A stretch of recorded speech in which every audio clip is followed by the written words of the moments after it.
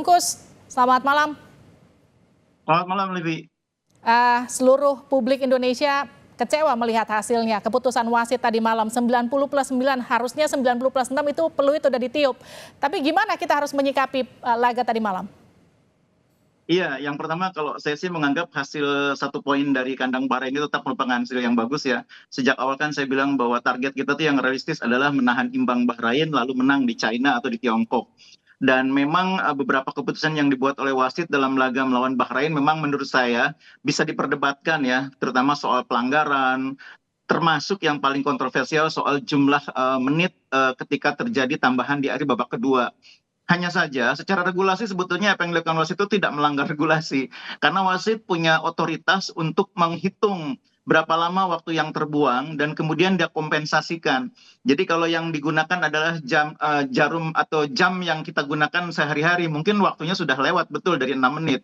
Hmm. Tapi kalau stopwatch-nya wasit itu belum tentu, jangan-jangan memang baru 6 menit ya. Jadi itu adalah wilayah otoritas wasit yang harus kita hormati, meskipun memang sangat mengecewakan karena kita sudah bermain sangat bagus. Jadi yang membuat kita sangat kecewa sebetulnya karena kita sudah bermain sangat bagus, sudah memimpin sedemikian rupa, tapi kemudian muncul momen di mana terjadinya gol di detik-detik akhir ketika waktu normal sebetulnya sudah lewat. Tapi secara regulasi itu tidak melanggar. Oke, Bungkus, tapi yang jadi pertanyaan gini, apakah boleh masa tambahan waktu itu diperpanjang wasit? Karena gini, kalau memang itu perbedaan waktu yang kita punya dengan yang wasit punya, selisihnya kan 3 menit tuh, Bungkus.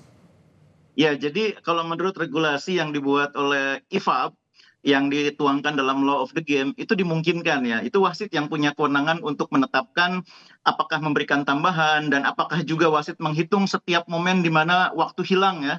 Karena semua dalam sepak bola modern saat ini, semua waktu yang hilang itu diperhitungkan dan kemudian ditambahkan. Nah, wasit mungkin punya argumen bahwa dia menghitung dengan cermat, meskipun memang kita tidak bisa dalam hal ini memastikan apakah benar, karena kan kita tidak melihat jamnya gitu ya. Hmm. Tapi itulah yang harus dipahami bahwa regulasi memungkinkan wasit melakukan itu, tidak ada yang dilanggar, tapi memang merugikan kita. Oke, Bungkus, termasuk soal gol terakhir yang diminta wasit mengecek VAR tapi kemudian tidak berkenan untuk dicek begitu, itu yang kemudian juga ikut merugikan Indonesia. Bagaimana soal itu? Ya, kalau VAR itu kan ada ketentuannya ya. Jadi VAR itu kan ada VAR yang memang diminta oleh tim VAR untuk dicek oleh wasit. Ada VAR yang memang diputuskan oleh tim VAR sendiri. Tapi itu tampaknya komunikasi tim VAR dengan wasit tampaknya tidak terjadi. Sehingga tidak ada keputusan untuk melakukan pengecekan supaya wasit membuat judgement atau tidak ada informasi dari tim VAR bahwa ini harus dicek atau ini dianggap terjadi sesuatu.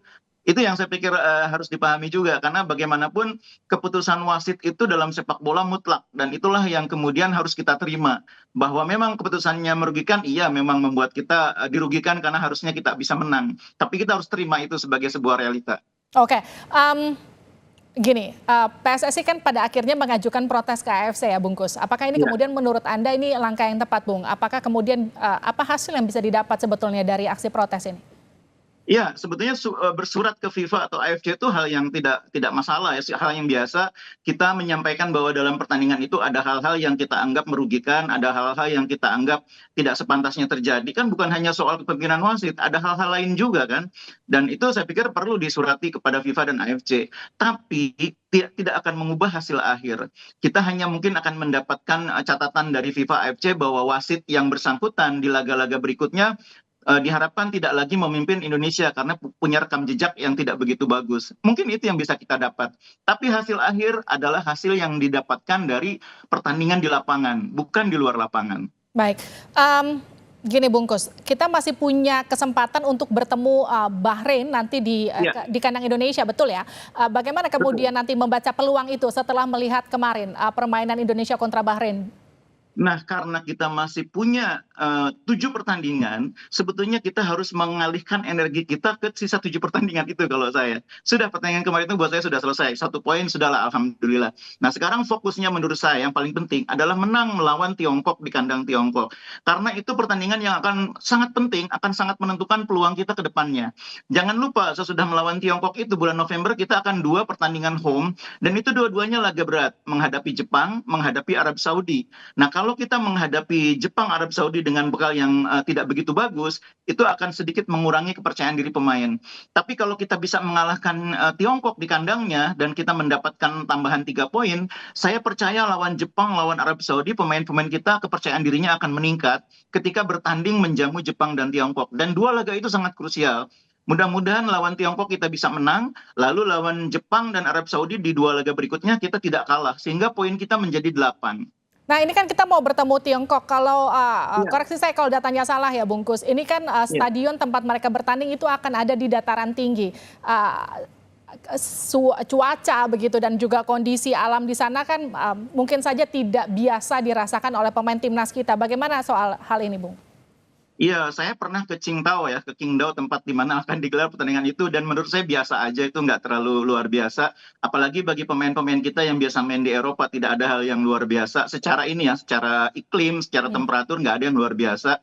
Bahwa memang bukan di ibu kota Cina, iya. Tapi kan hal biasa juga tidak bermain di ibu kota. Apalagi Qingdao itu kota besar. Benar-benar bandarnya besar, kemudian stadion sepak bolanya juga bagus. Menurut saya kita tidak boleh fokus ke hal-hal seperti itu, Oke. karena kita yang paling penting itu menghadapi China, seperti yang saya bilang tadi, menghadapi Tiongkok, kita fokus ke pertandingannya, bukan ke hal-hal di luar pertandingannya. Nah, mencuri 3 poin lawan Tiongkok, bagaimana kemudian strategi yang harus disiapkan oleh timnas kita nanti?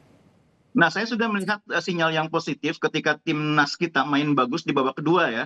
Dan saya pikir Coach Sintayong bisa menjadikan pertandingan babak kedua sebagai fondasi untuk menghadapi China nanti. China ini di atas kertas tidak sekuat Bahrain, tidak sekuat Arab Saudi atau bahkan Australia.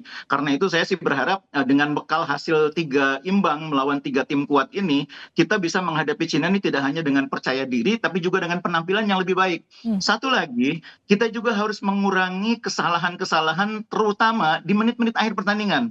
Kita sudah sering sekali mengalami dalam pertandingan itu kita kebobolan di menit-menit akhir. Oke. Lawan Irak kita kebobolan di menit akhir. Lawan Australia kebobolan di menit akhir. Lawan Iran kebobolan di menit-menit akhir. Kalau kita bisa kurangi kebobolan-kebobolan di menit Nah, akhir itu, hasilnya mungkin berbeda. itu dia Bungkus. Kenapa kemudian Iya. yang terjadi dari para pemain kita dari kebobolan-kebobolan di menit akhir termasuk tadi malam? Meskipun sebetulnya secara waktu itu kita tidak setuju dengan waktunya, tapi kan faktanya kita tetap kebobolan di menit akhir. Iya.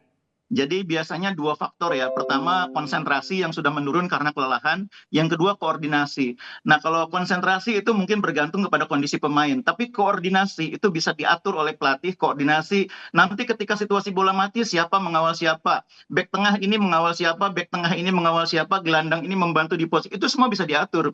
Dan itu yang akan membantu mengurangi kesalahan akibat menurunnya konsentrasi. Jadi masih ada ruang untuk pembenahan karena tim kita ini menurut saya tim yang relatif terbentuknya belum optimal, masih ada tambahan pemain dalam beberapa pekan yang bagaimanapun pemain baru itu sehebat apapun butuh adaptasi dan sekarang prosesnya kan sudah terjadi. Mereka sudah melihat bagaimana rekan-rekannya bermain, mereka sudah ikut bermain. Mudah-mudahan di laga berikutnya lawan China, Eliano bisa bermain lebih tenang, lebih percaya diri. Begitu juga dengan Miss Hilher juga bisa bermain lebih mantap, lebih solid. Karena dua pemain ini menurut saya kualitasnya cukup bagus, tinggal adaptasinya yang belum maksimal. Bungkus, untuk komposisi pemain yang kemarin diturunkan di Bahrain sudah oke kah? Bagaimana kemudian nanti ketika melawan Tiongkok, apakah kemudian ada yang harus diubah? Di belakang saya pikir sudah sangat solid ya, apalagi Miss Hilher nanti di pertandingan kedua saya pikir sudah bisa belajar banyak dari laga pertama. Di tengah juga kombinasinya cukup baik antara Tom Hai dengan Ivar Jenner atau Tom Hai dengan pemain lain seperti Nathan misalnya sudah sangat saling mengerti.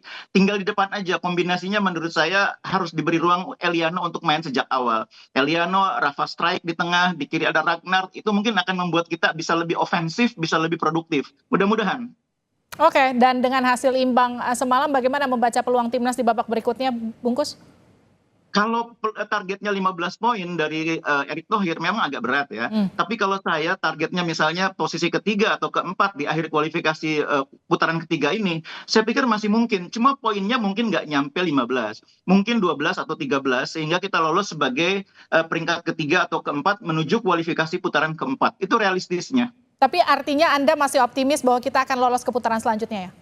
Saya akan selalu optimis. Terima kasih Bungkus Naini sudah bergabung bersama kami di Sapa Indonesia Malam, sehat-sehat selalu.